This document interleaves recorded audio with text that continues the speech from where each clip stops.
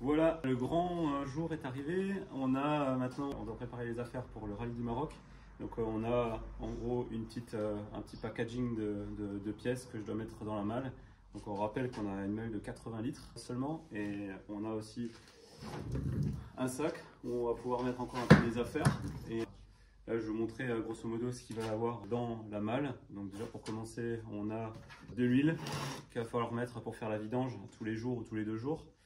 Des leviers pour pouvoir, au cas où, si on tombe, remplacer ce qu'il faut. Du roulement, parce que ça va permettre aussi, s'il y a des jeux dans le roulement, de les changer.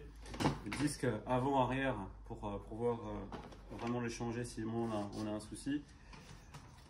La trousse de premier secours. On a une checklist qui va nous permettre de faire la mécanique tous les jours et de resserrer point par point tout ce qu'il faut. Là, on a reçu de l'Intersport un panneau solaire qui nous permettra de recharger le téléphone si jamais il y a des endroits où il n'y a pas de courant. Un camelback avec son tance de 3 litres, donc ça c'est super important, sinon on ne peut pas prendre le départ. Des filtres à huile qu'on a reçus aussi de Street Moto Pièces, ça va nous permettre aussi de pouvoir changer quand on fait les vidanges. Un siège qui nous permettra de faire la mécanique pour éviter de se faire mal. Une bâche, donc la nuit il y aura la bâche à moto, donc ça nous permettra aussi en même temps de protéger la moto au niveau des composants pour que quand il y a du vent la nuit, éviter que le sable va sur les composants.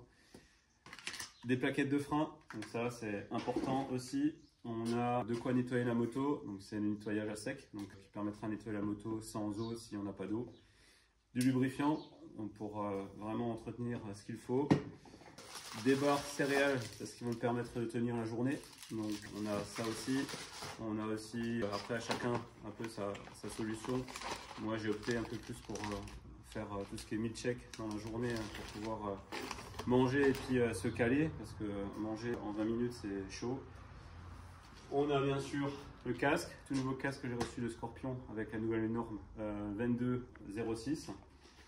On a aussi l'airbag. Donc là, tous les ans, c'est une catastrophe parce qu'il faut toujours trouver les bonnes normes pour pouvoir savoir s'il est compatible parce qu'on a un déclenchement en double cartouche. Donc double cartouche, ça veut dire qu'on a ici une cartouche qui nous permet lors de chute. Donc l'airbag va s'enclencher, la deuxième va s'enclencher également lors de la deuxième chute. Donc on doit aussi avoir des cartouches de rechange.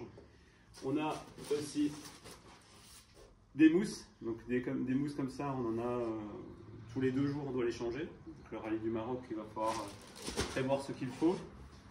On a un tour de cou, donc ça c'est super important parce que sans tour de cou, ça nous permettra de se couvrir sous le casque et aussi au niveau de la nuque à cause du soleil.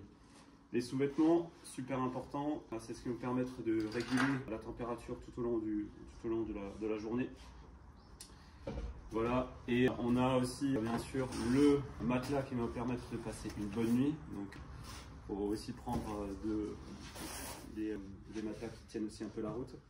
On a la tente rapide qui nous permettra de gagner du temps, pour éviter de perdre du temps dans la journée.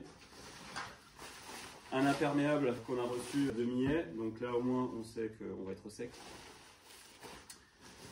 On a la même chose pour le pantalon, parce qu'on ne sait jamais de quoi est fait en termes de temps. Donc ça c'est déjà un petit clin d'œil à l'Arabie Saoudite. Voilà.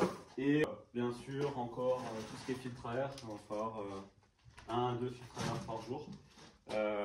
Donc ça c'est ce qui est prévu pour le rallye du Maroc. Voilà, maintenant on va faire la malle pour le grand départ.